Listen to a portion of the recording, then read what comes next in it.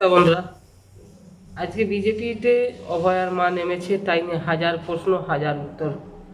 একদিকে তৃণমূলের নেতারা বলছে অভয়ার লাশটা বিক্রি করে দিল, একদিকে সিপিএমরা বলছে অভয়ার মা বিজেপিতে বিক্রি হয়ে গেল।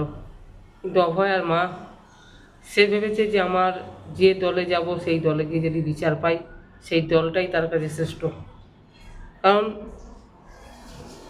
যার মেয়ে সরকারি অফিসে গিয়ে সেখানে সরকারের লোক দ্বারা তার মেয়ের এই মৃত্যু ঘটল, তার জন্য কে দায়ী এবং কে না দায়ী তা আজও কিন্তু প্রকাশ্যে নেই। আপামর বাংলাভাষী তথা ভারতবর্ষ তথা পুরো বিশ্ব মানুষ কিন্তু সেদিনকে 9ই আগস্টের 2024 ঘটনা দেখেছে। যারা রাত জেগেছিল, যারা রাত জেগে সেদিনকে বিচারের আশায় ছিল, সেই বিচার কিন্তু আজও সম্পূর্ণ হয়নি। কেউ বলছে ইডির দোষ, কেউ বলছে সিবিআইর দোষ, কিন্তু অভয়ার মায়ের কিসের দোষ? সে তো শুধুমাত্র তার মেয়ের বিচারটা চেয়েছিল।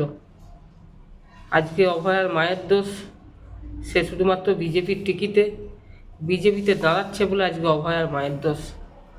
আর যারা আজকে অভয়ার মাকে এই দোষের সাথে দোষী সাব্যস্ত করে দিল, তারা কিন্তু তার মেয়ের বিচারটা করতে পারলো না, কিন্তু অভয়ার মাকে কিন্তু দোষী সাব্যস্ত।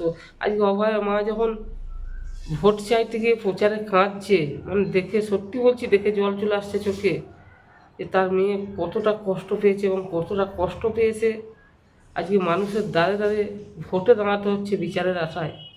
এরপরেও যদি মানুষ না বোঝে, তাহলে কিন্তু মানুষকে বোঝানোর মতো আর সত্যিই কিছু নেই।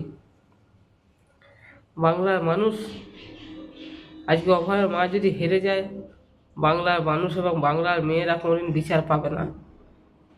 তাই সকলের উদ্দেশ্যে একটা কথাই বলবো, যে সমস্ত মায়ের জাত আছেন, যে সমস্ত মায়ের জাত ওখানে আছেন, তারা বিজেপি করছেন বা কংগ্রেস করছেন বা সিপিএম করছেন, দেখবেন না সেদিনকে শুধু একটা মাকে জেতান। যদি সেই মা হেরে যায়, সেই মা কিন্তু বেঁচে থাকার অবলম্বনটুকু হারিয়ে ফেলবে।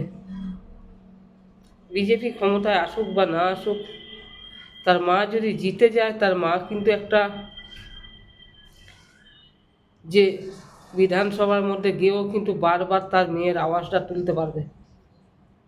তাই বিজেপি থেকে কটা আসন পেলো, কটা আসন না পেলো, বাংলার মানুষ কিন্তু এই মুহূর্তে অতটা চিন্তিত নয়।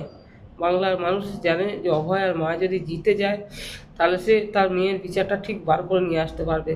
কারণ তার আওয়াজটা মানুষের কাছে অবধি পৌঁছানোর মতো কেউ নেই, আর এই আওয়াজটা একমাত্র পৌঁছে দিতে পারবে বাংলার মানুষরা।